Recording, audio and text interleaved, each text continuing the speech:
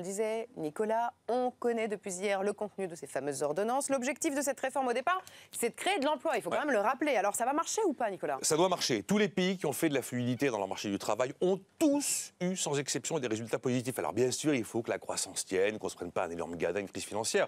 Après, je ne peux pas vous dire combien d'emplois et sur quel calendrier, c'est évident.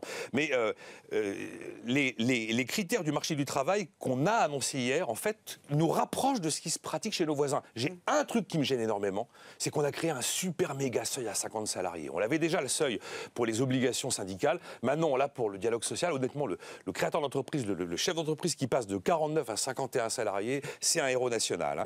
Mais on est certain d'une chose aussi, c'est que si on ne fait rien, on va le garder, le chômage de masse. Ça fait plus de 30 ans qu'on est à 7% et plus de chômage et qu'on n'a pas trouvé de solution. Alors Nicolas, la réforme, c'est de la flexibilité, on est bien d'accord.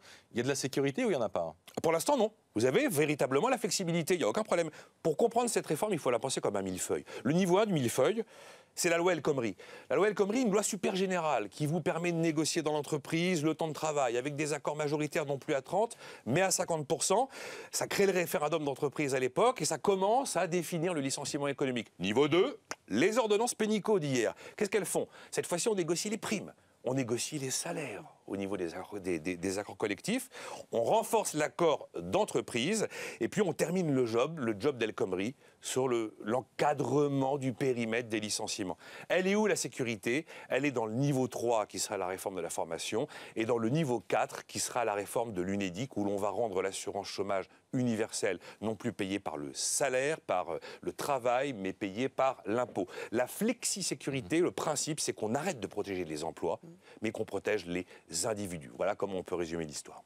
Si on peut résumer, qui sont les perdants et les gagnants des ordonnances dévoilées hier? Les gagnants TPE, PME, c'est clair, jusqu'à avoir un code du travail numérique et la notion du droit à l'erreur. Les gagnants, les grands groupes qui ont obtenu la définition du périmètre des difficultés économiques, pas au niveau mondial, mais au niveau national.